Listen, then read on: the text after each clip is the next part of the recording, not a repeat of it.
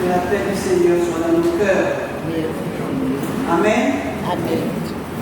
C'est vrai que ce matin, nous avons chanté le Dieu de victoire est là avec nous. Il est au milieu de nous, il est en nous. Amen. Il n'y a pas d'autre Dieu que lui. C'est le véritable. Et c'est le Dieu de victoire. En lui, il y a toutes les victoires que nous avons besoin pour nos combats, pour nos difficultés. C'est lui qui combat pour nous. Si nous lui remettons notre fardeau, c'est lui qui combat pour nous.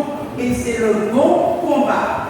Nous sommes sûrs d'avoir la victoire en lui et par lui. Amen. Ce matin, je ne sais pas si le titre de mon message correspond, mais enfin, c'est comment s'approcher de Dieu. Dans la Bible, il y a plusieurs façons que les gens s'approchent de Dieu, mais il y a une façon spéciale. On ne s'approche pas de Dieu n'importe comment. Dieu dit à son peuple en Exode 23, 15c, on ne se présentera point à vide devant ma face. On ne se présentera point à vide devant ma face. Nous voyons que dès le commencement, Caïn et Abel se sont présentés devant Dieu avec une offrande. Genèse 4, 3, 4. Au bout de quelque temps, Caïn fit à l'Éternel une offrande des fruits de la terre.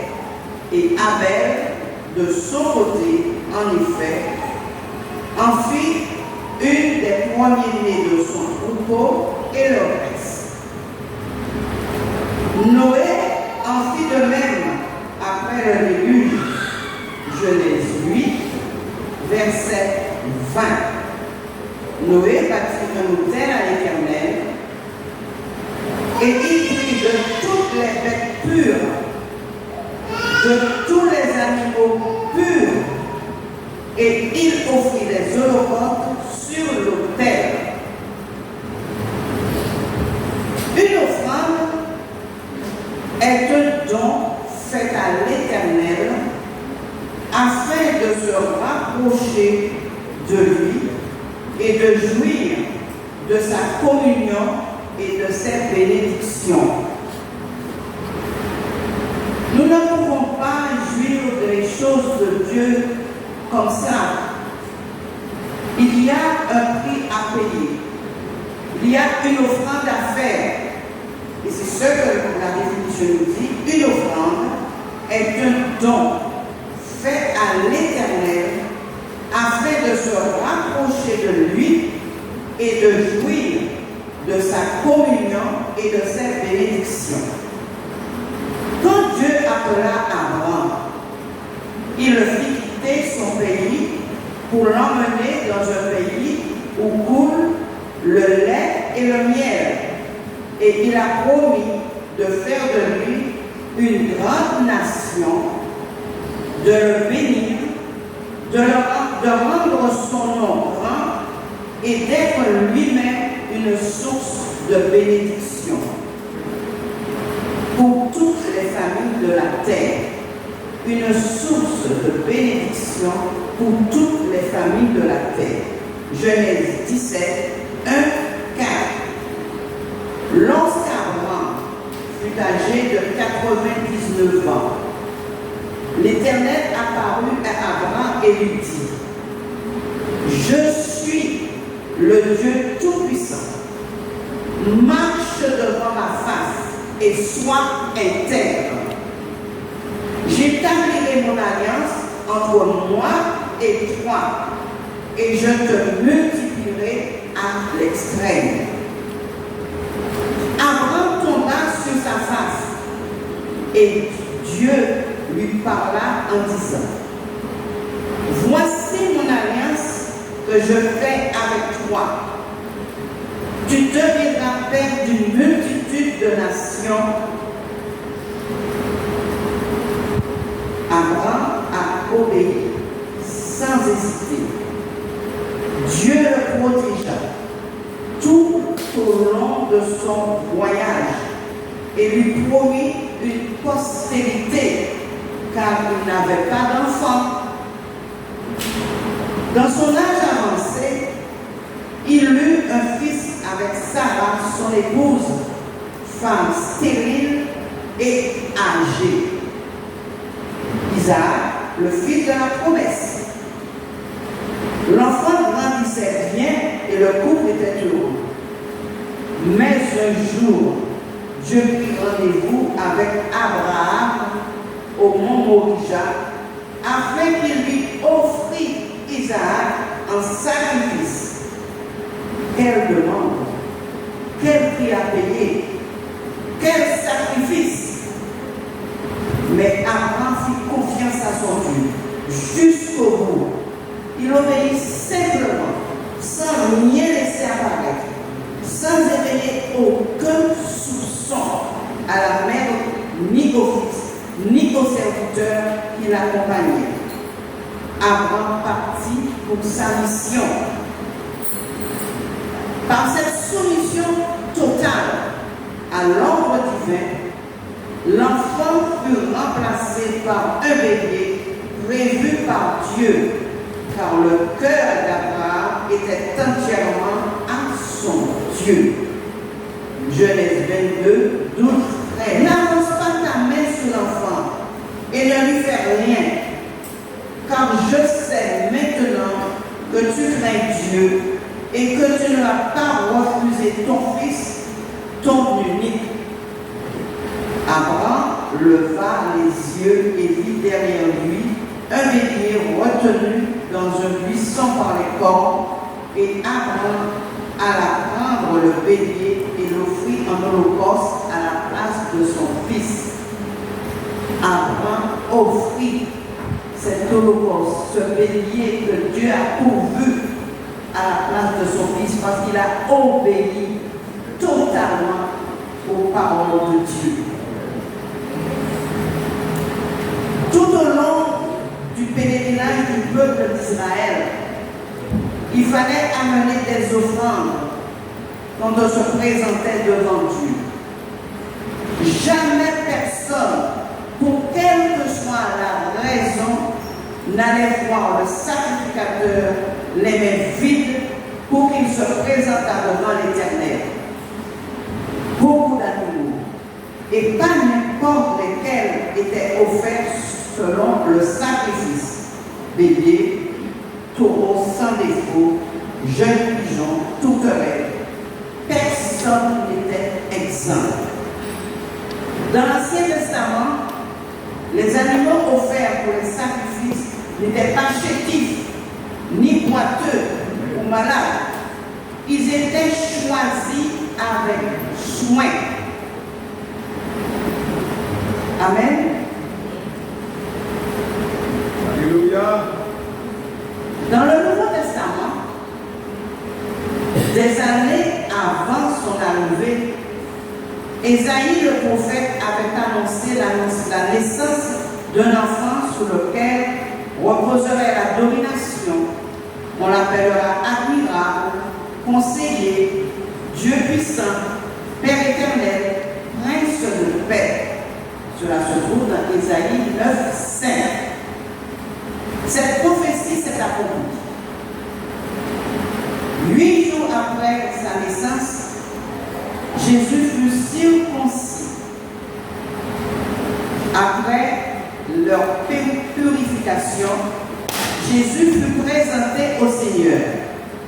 Marie et Joseph, qui n'étaient pas riches, apportèrent comme offrande 2 pigeons ou tourterelles, comme la loi le stipulait. Des mages venus d'Orient vinrent adorer l'enfant Jésus. Ils étaient guidés par une étoile. Ils l'appelèrent le roi des Juifs et lui offrirent des cadeaux, de l'or, de l'encens et de la myrrhe. Qui est ce roi? Un enfant mâle couché dans une étable. Les mages ne se sont pas souciés du roi Hérode de Judée. Leur offrande était pour cet enfant, Jésus le roi qui venait de l'être. Matthieu 2, 1 et 10, 11.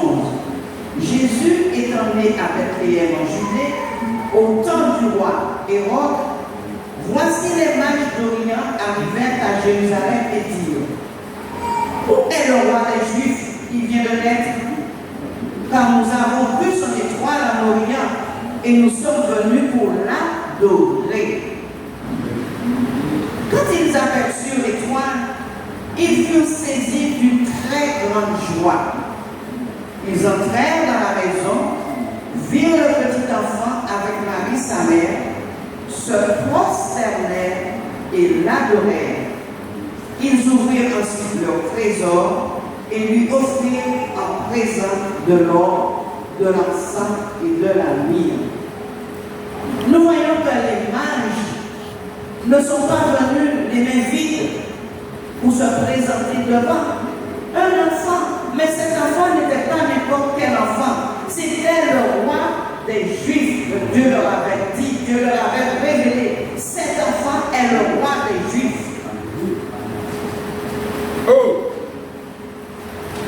Jésus est venu faire la volonté de son Père, celui de sauver, de réconcilier l'humanité avec son Créateur.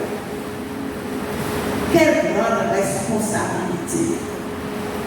Mais conduit par le Saint-Esprit, il mena avec succès sa mission au travers de beaucoup de souffrances. Beaucoup de souffrances. Crucifié comme un malfaiteur, après avoir fait du bien, Jésus s'est offert au Père comme victime expiatoire pour nous sauver. Il s'est offert. C'est une offrande qu'il a faite à son Père. Une offrande. Lui, le Fils de Dieu, s'est offert pour nous, chacun de nous. Amen. 1 Jean 4, 10 nous dit: cet amour consiste non point en ce que nous avons aimé Dieu. Nous ne savons même pas s'il existait, nous ne nous occupons pas de lui. Mais en ce qu'il nous a aimés et envoyé son Fils comme victime expiatoire pour nos péchés. Car nous étions de grands pécheurs. Le sang de Jésus coulé à la croix a satisfait le Père. C'était un sacrifice d'une bonne odeur. Maintenant, l'offrande faite, cette offrande parfaite, nous ouvre à nouveau la porte du ciel, l'accès au Père. Nous qui avons accepté l'alliance avec lui, nous ne devons pas venir les mains vides devant lui. Notre sacrifice ne sera pas des animaux, mais ce sera notre corps, notre être entier, car nous lui appartenons. Romains 12, 1. Je vous exhorte donc, frères, par les compassions de Dieu, à offrir vos corps comme un sacrifice vivant, saint, agréable à Dieu, ce qui sera de votre part un culte raisonnable. Notre offrande, qui est notre corps, doit être vivant. Parce que l'offrande qu'on offre à Dieu, ce n'est pas quelque chose de mort. Dans l'Ancien Testament, on n'offrait pas de bêtes mortes. Amen. Nous devons marcher dans la sainteté, tout faire pour plaire au Seigneur, nous éloigner de toute souillure, car le parfum que nous dégageons doit être d'une odeur agréable à Dieu. Amen. Car il faut que notre adoration, nos louanges, nos prières, tout notre aide, notre tout soit un ensemble pur. 1 Corinthiens 3, 16 et 17.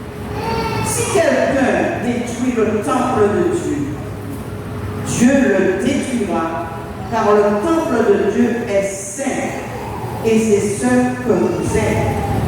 2 Corinthiens 6, versets 16 et 18. 2 Corinthiens.